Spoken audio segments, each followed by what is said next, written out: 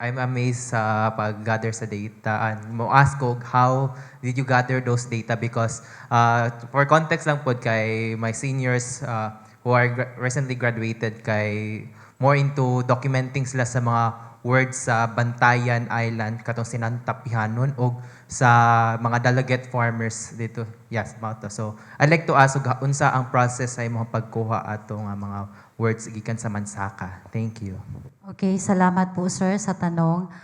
Una po, mahalaga na meron kang informant doon sa community. So kung nung na-establish na po yung informant, unang pinuntahan ko po is yung municipal IPS.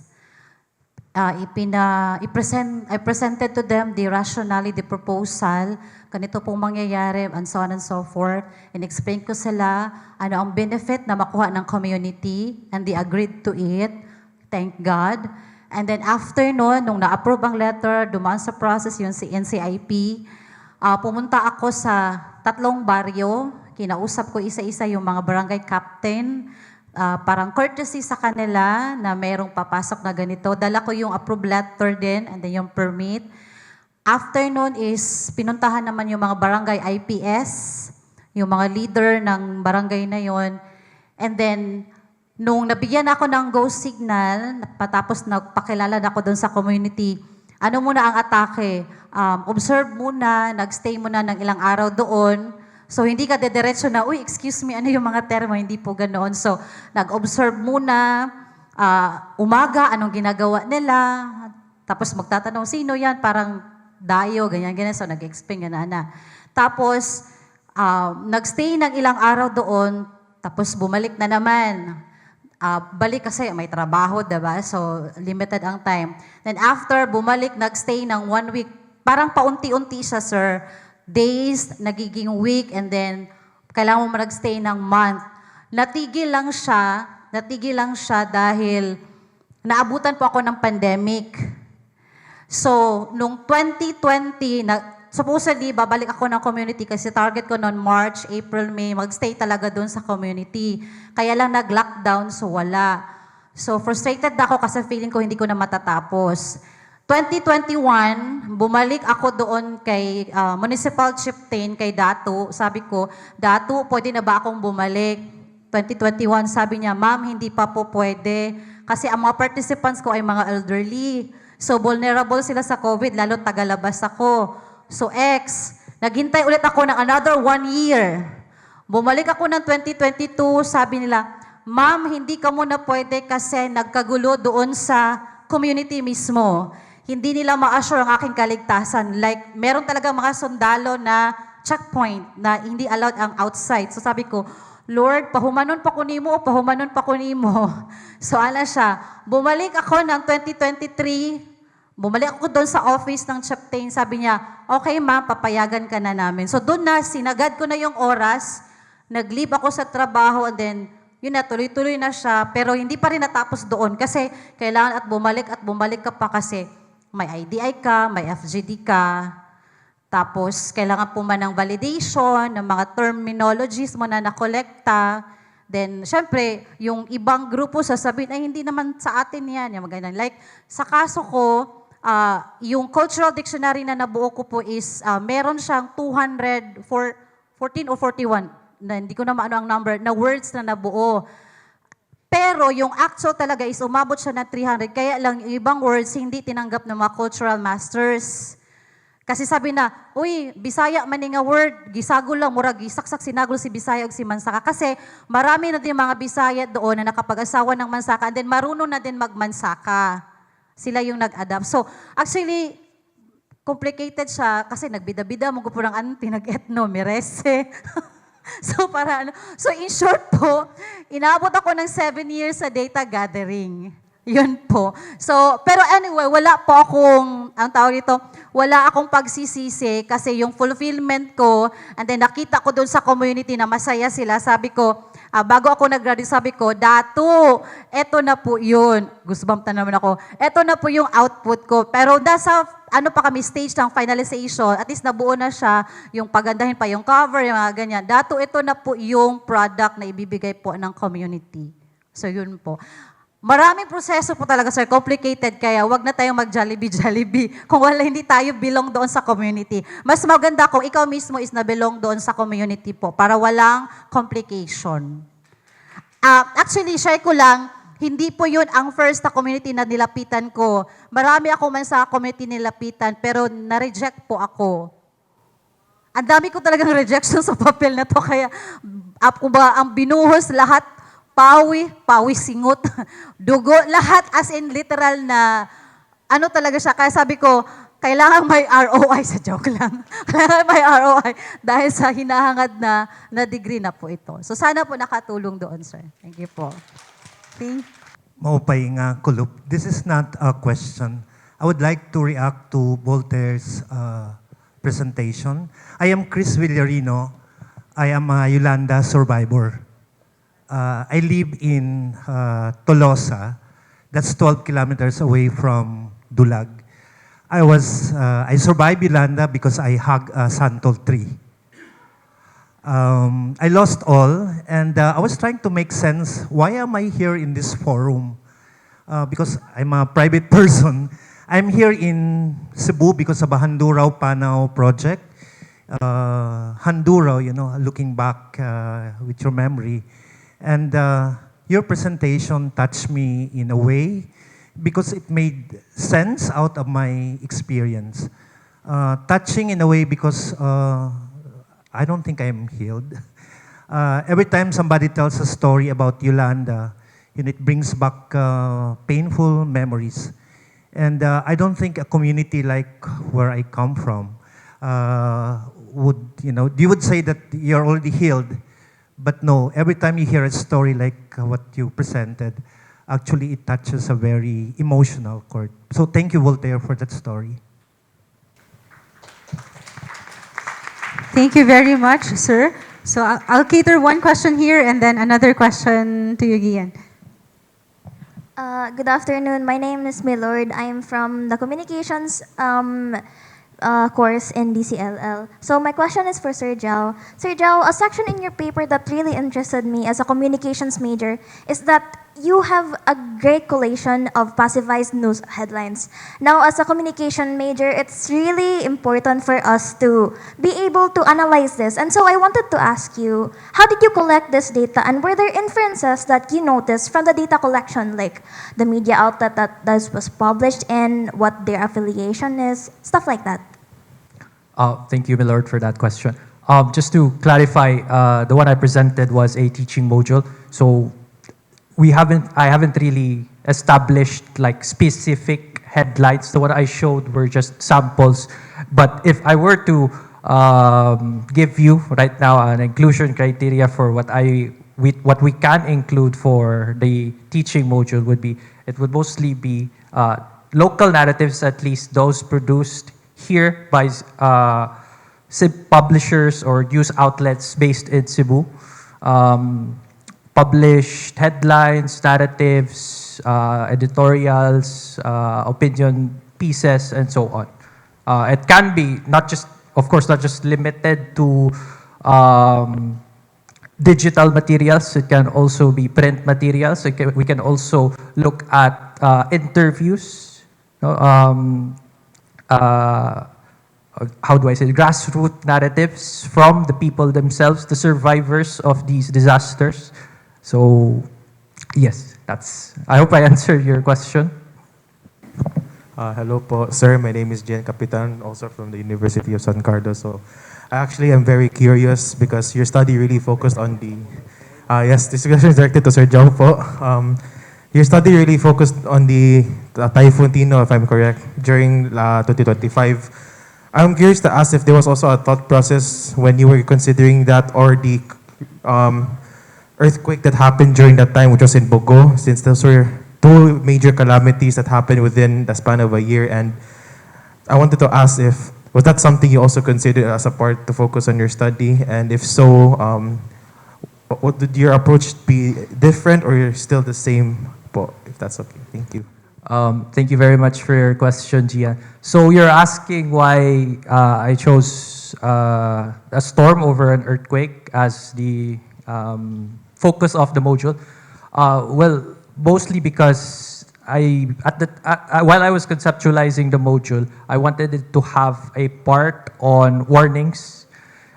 Storms have warnings because more or less they are predictable, not 100% predictable because of course storms can weaken, storms can redirect, but it's not an absolute science, but we can more or less predict a storm. So at least for that aspect, that anticipative discourse can be included in the module. No, it's more apt for at least the vision I had for the module, as opposed to an earthquake. As far as I know, we have no reliable way of predicting an earthquake. So that added discourse, that anticipative discourse, was also important. Also an important inclusion for the module for me while I was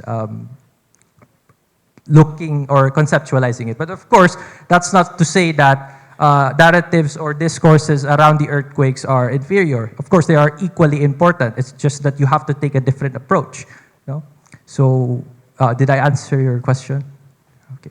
So basically, my question goes this: na the PDRM framework, we have these 4 thematic pillars, and that's actually one of the framework that our government, especially the LGU, is working on sa ilang mga plans. And under the preparedness na thematic pillar is diha nakasulod si communication plans, the early warning system, since your discussion, your module is really emphasizing the local languages, and that's actually one of the challenges we've encountered sa organization na when we try to work with the PUROCs, na the localization of these terminologies are actually not really useful.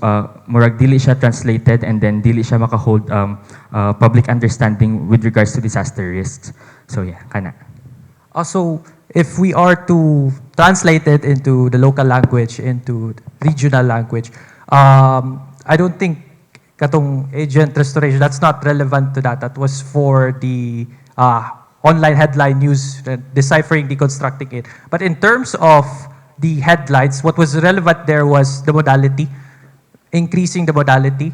Instead of just treating people as passive receivers of these warnings, just for FYI, you try to give them a proper call to action, try to tell them to incorporate helping their neighbors and so on. And then it's important to translate that to the local language because not everyone, there's a risk for misunderstanding, and we're talking about lives here.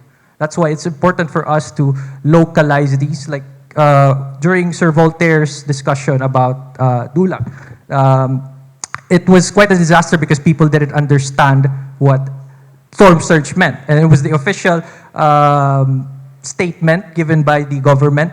No, and it cost a lot of lives. It basically it was quite disastrous. So even if there's a minuscule risk of misunderstanding something, it's important for us to try to erase that, or to prevent that. So I guess that's one of the importance of translating it regional, at least based on the regional language.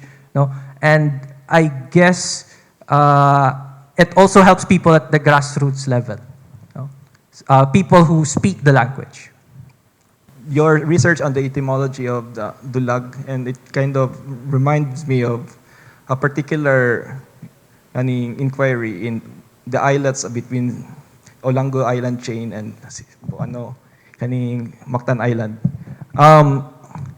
In one of my field work dito sa Hinlutungan Island, one of the fishermen told me na the islands of Nalusuan, Kauhagan, Hinlutungan, and Panganan, these are all sexual innuendo loaded terms. And in his narrative, it all started in Kauhagan, which comes from uwag, which is libido in Cebuano, and then gets Hinlutungan, which is utog, which is the phallic arousal, and then here comes Nalusuan, which is the male genitalia, and then ending sa Panganan Island, coming from Pipaangkan, which is impregnated outside of wedlock. So I'm an anthropologist by profession, and in your explanation, you have also this morphology. It's not my forte. I cannot explain it in a well-versed manner the way you do. So, and I also am aware historically there are names that were coming from kanang, the Spanish chroniclers that time were made fun of. Like Iligan City, for example, was coming from a Higaonon word for diarrhea, for example. Gibinuangan bang kanang the Spanish chroniclers before. And I can probably write all those things, but this morphology and all is something I'm not very much aware. So I would like to ask some advice from you. If I wanted to write a research topic on this, where should I start, and what are the things should I be careful of? Thank you. In a multilingual society, one of the errors that we do is to assume that our language, like we should measure, for example, the names that you mentioned, because, well, I understand it because that's the language that you have.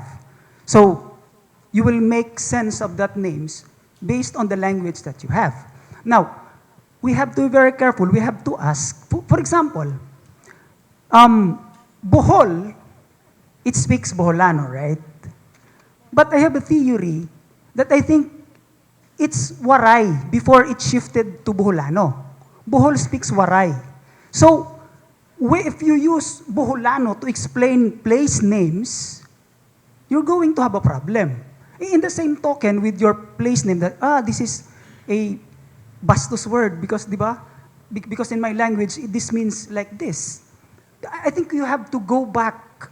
What was the original language spoken in that area? Because it must have shifted. And because it has shifted, it has changed the meaning because it is now viewed from the present speaker. I'll give you an example. Samar, the Warais would say that it's from Samad, wound. But Samar is from Samal. Remember, Pigafetta recorded it Zammal. Now, because Samal has something to do with the Samalan group. Because, in other words, the area was first occupied by the Samalan-speaking group before they get into contact with the Waray speakers. And later on, the Waray dominated the island, but they didn't change the place name. So, with that names of the island, we have to investigate what was who were the first settlers. Because usually, the first settlers would name the island, and the coming settlers would just accept what the island name. For example, in Manila, we have Tayuman, right? Tayuman. It is related to Mom's school name, Tagum. Di ba? Dating Turia, yung ginagamit sa pagday ng blue. Di ba? So in other words, now it's a Tagalog speaking community now, Tayuman. But the Tagalog belongs to the G group. If the place is a Tagalog community originally, the place should be Taguman. It should not be Tayuman. It is the Y group that says Y. It's the Kapampangans. In other words, Tayuman used to be a Kapampangan community before it shifted to Tagalog. And the Tagalog just adopted the place name Tayuman. So, with that place names, I think you have to trace who were the first settlers of that island. I hope I have answered your question. Thank you very much, Sir Voltaire. We have one final question for this open forum from Sir Christoph. Hello, Sir Voltaire. This is a question for you. My name is Christoph. I think you have a very interesting and promising study, especially for disaster DRR. I just want to ask if you have plans of expanding that, especially in Eastern Visayas being one of the utmost risk regions in the Philippines. I came to this question because, for example, we have Ginsaogon. Ginsagon has, it means being chased down, I believe. And there was a tragedy and it was chased down by a mountain, literally. So is there like a plan to expand your study? Thank you. Actually, this is a part of a larger study because I'm mapping place names. I'm very interested with the place name that has kan, like kan Sumangkay, kan Sumanga, and Cebu has kan. You have Kamputhao. So it means, in Waray, it means kan belonging to. And I think in Cebuano, it means, it's kang, right? The form is kang. But because the P and the ng, it becomes M. Diba? Kamputhao. Oh, no, that's part of that study. No, I want to see, because in Leyte, because diba, we assume that Leyte is a Waray country. Therefore, we should only have one form for belonging to, the place belonging to. Now, I noticed that we have Kag, which is Bicol, Kagninipa, Kag, di ba? And then we have Kalbayog, Kalbiga. And then we have Tag. I can even see Tag in Mindanao.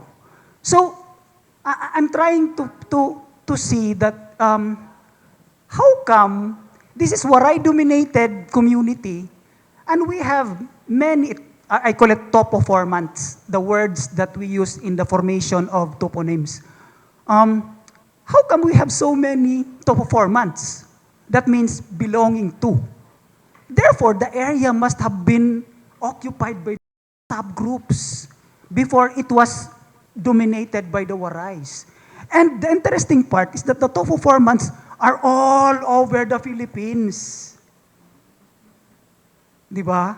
Oh, that study on marker is just part of that study. Because what I'm actually trying to push is we should not change our place names. For example, if your place name is Kawayan, I think the barangay should be, di ba we have one product, one town, and then we should also have one flora or fauna. Di ba? If your town is named after a Kawayan, that should be your seal, that should be your mascot, whatever. Di ba? As part of, how do you call it, climate change mitigation strategy. Di ba? And protecting the environment. Di ba? But what we do is, we change our place names. Di ba? Oo. Thank you. Sometimes we lose our identity because of the changing of the name of the place, no, sir? Just like Minglanilia, because we don't know what Minglanilia offers to different people. When they visit Minglanilia, they just know that Minglanilia is the capital of Sugat Kabanhawan, but there is actually a history of the Buwad in Minglanilia. Thank you very much for that, sir. We have, I think, one final question from here. So, another question for Sir Voltaire, because I'm very interested in your presentation, sir, because I'm a linguistics student and I'm also interested in tracing like place names and such. So around last year, I was in a linguistics conference with the people from UP Dalaman, and then they're also tracing like the origin, like the historical linguistics of like places, place names, basically, you know, like across the Philippines. So in your tracing of the place names in your place, what considerations did you make aside from like looking at the origin or like the usage of the term? So like did you also look at the language families? Because I understand the Eastern Visayas language, it's quite distinct if we compare it with, for example, the Central Visayas language and then the Northern West Visayan languages. So did you do like, I don't know, like a layer layering, like perhaps an evolution of how, because you mentioned like the compute how thing. So, did you encounter something in your research, or is there something that's indicative of kanang hala some syllables are dropped or some syllables were added or something like that. So I'm just curious to from a linguistic standpoint. You're asking the consideration in... Did you also look at other like language groups in the Philippines? Yeah. Well, I'm into historical linguistics now, so Yeah. I look at it from from the Proto-Austronesian. So, but I have bias for Proto-Austronesian. I would eliminate the present, the contemporary place names. No, so I'm into Austronesian. Now, the rule is it must be 2 syllables. The root, you must be able to extract. That's why kanina, your presentation on Mansaka, and I said Mandawi. So therefore, it's man plus dawe. Now, what is dawe? Because it satisfies the criteria, the criterion of 2 syllable. Because that's the test if the root is Austronesian. Okay? Yeah. Oh, pag nag 3 syllables, that's an anomaly. All right? There must be a reduplication. Like when you say babayi.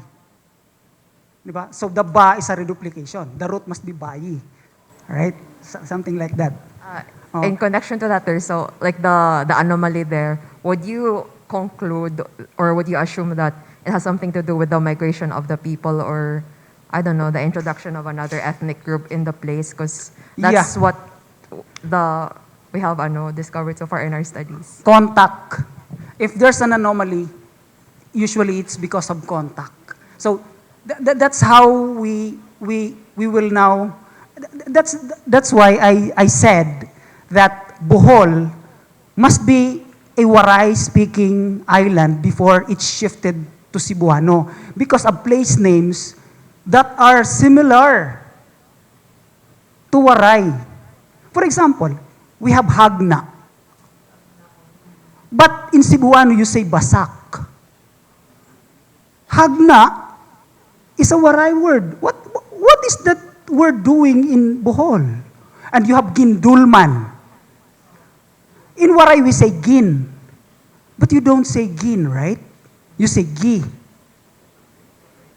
Di ba? So, these are linguistics actually. So, we need archaeological, anthropological evidence to validate all this. It would be nice to do like an interdisciplinary, like looking at it from a linguistic, historical, and anthropological. So, yeah, but thank you, sir. Very interesting. Thank you.